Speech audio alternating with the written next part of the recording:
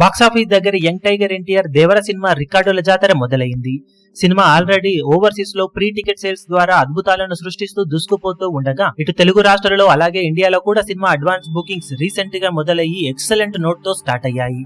Overall గా చూసుకుంటే fantastic bookings తో మాస్ రచ్చ చేస్తూ దూసుకుపోతూ ఉన్న దేవర సినిమా ఫస్ట్ రికార్డును అమెరికాలో నమోదు చేసింది.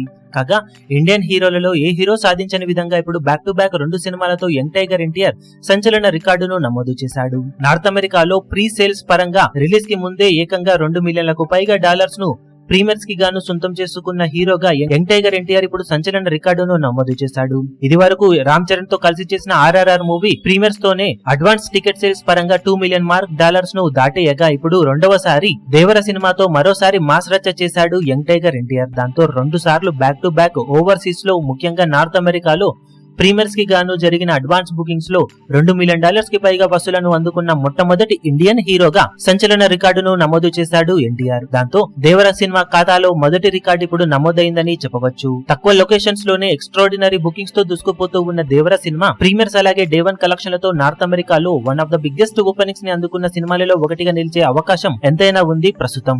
ఇక టాక్ బాగుంటే ఈ అంచనాలను కూడా సినిమా మించిపోయే అవకాశం ఉంటుంది. ఇక ఈ సినిమాతో యంగ్ టైగర్ ఎన్టీఆర్ బాక్సాఫీస్ ను ఏ రేంజ్ లో షేక్ చేస్తాడో చూడాలి.